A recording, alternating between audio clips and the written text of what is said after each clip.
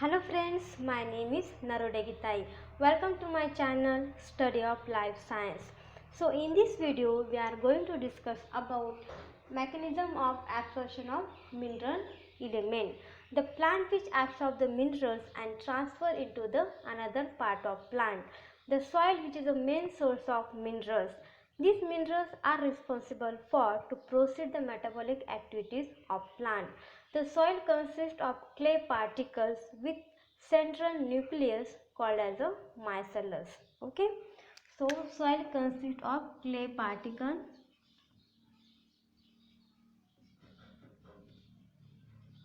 and central nucleus called as a micellus. Okay, so the micellus are negative charge. To balance this negative charge, they hold the positive charge ions their surrounding. Okay, so that's why it become balanced. Okay, if these ions when absorb those plants, so this equilibrium become disturbed. So that's why it need to be restored. So the soil which absorb the minerals, those minerals which helps to restore this kind of micellus. The movement of minerals called as a flux. Okay,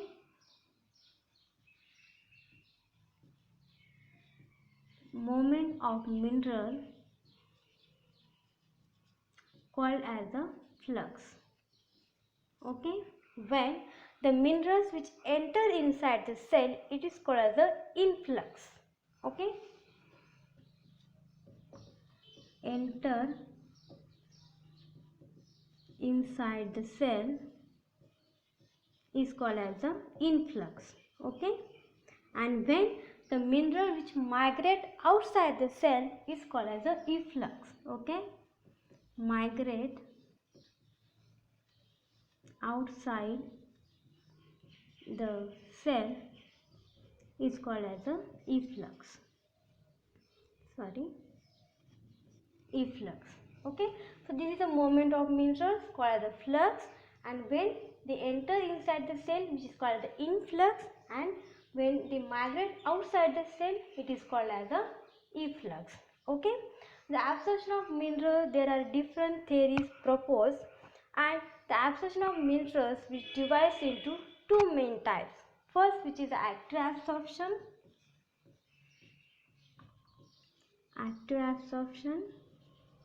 and second one which is a passive absorption.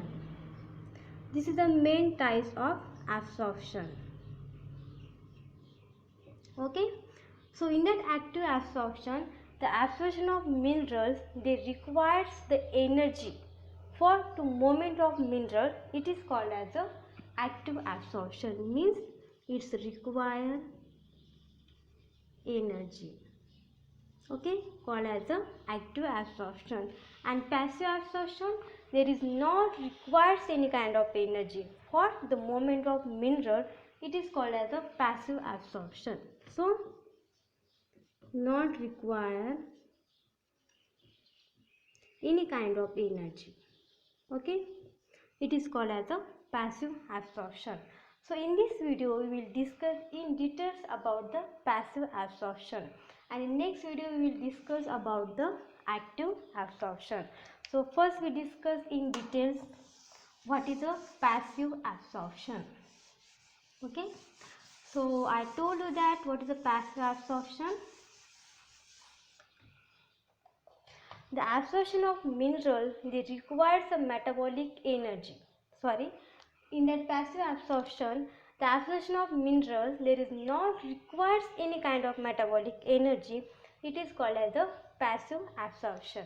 Okay, so in that passive absorption, not require energy. Okay, it is called as a passive absorption. The absorption of minerals, there are different theories proposed. Among them, the most accepted theory we will discuss in these videos. How actually the absorption of minerals take place. Okay, so first, which is a mass flow hypothesis. The first theory, which is a mass flow hypothesis. Okay, so in that theory, mass flow hypothesis. According to this theory, when the absorption of minerals increases if the rate of transpiration increases.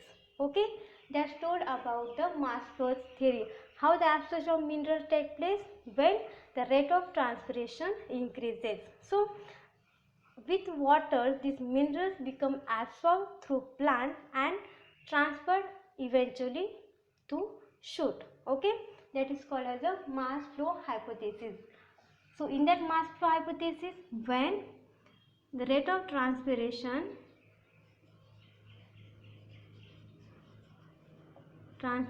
increases, the mineral absorption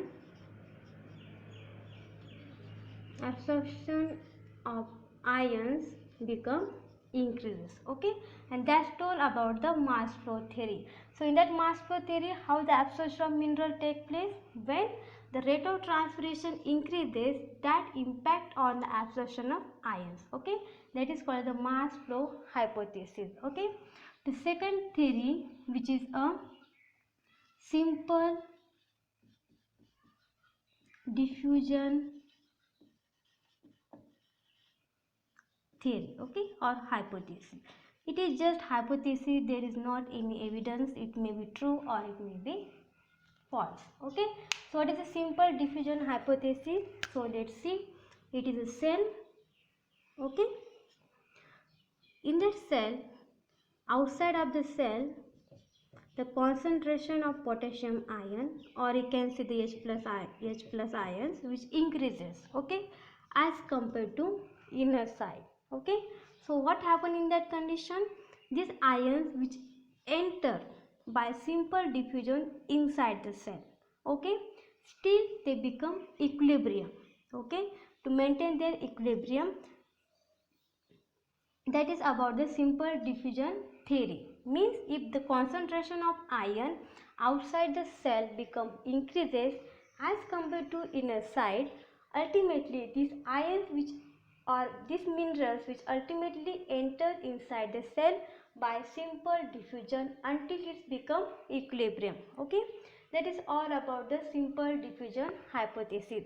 But is one of the drawbacks of this simple diffusion hypothesis is that when the concentration of H plus ions inside the cell become increases and outside the cell become decreases, still these ions which enter inside the cell. Okay, so what's according to this theory?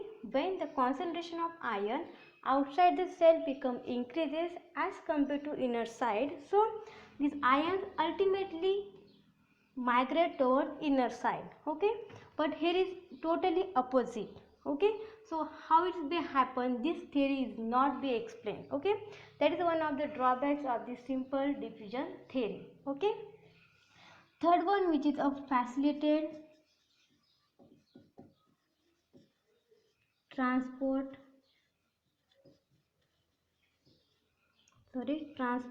hypothesis or theory. Okay, so facilitated transport theory, in that, the name suggests that facilitate means they provide facilities for to enter the minerals inside the cell. Okay, so let's see, this is a cell.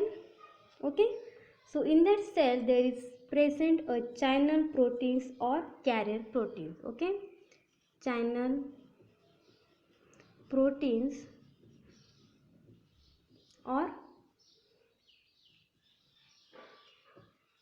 carrier proteins. Okay, so this is the channel proteins or carrier proteins. These proteins are responsible for to enter inside the minerals.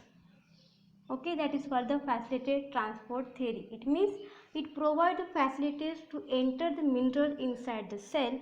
It is called the facilitated transport theory. Okay, then another theory. Okay,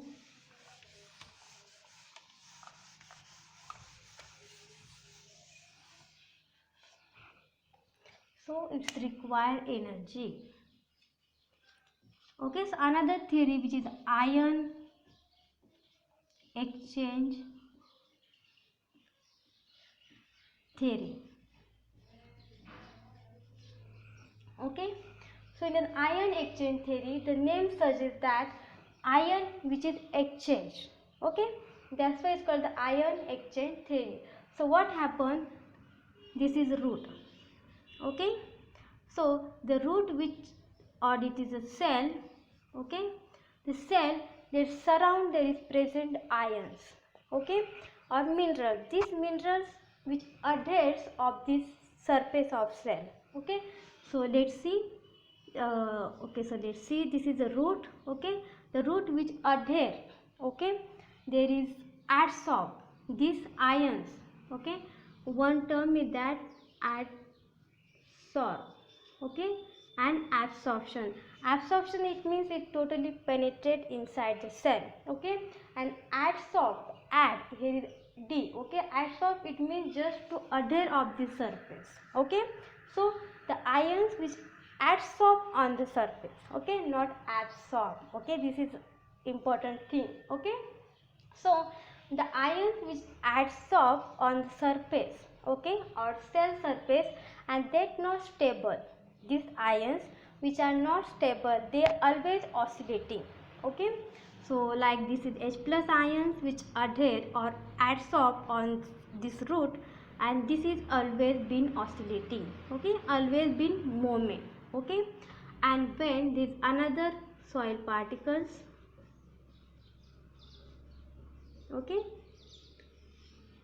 there is minerals also be not static, they always be oscillating. So this K plus ions is always been oscillating. Okay, and when they collide with each other, they become exchange. It means potassium ion here is and H plus ion here is. So that is called as a ion exchange theory.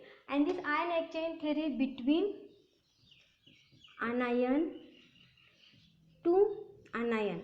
Okay, means which is a positive charge, and cation to cation. Okay, so which is a negative charge, and that is called as a ion exchange theory. Okay, this ion exchange theory which subdivides into two types. Okay, the first which is a contact exchange theory. Okay, which divides into subtypes, which is a contact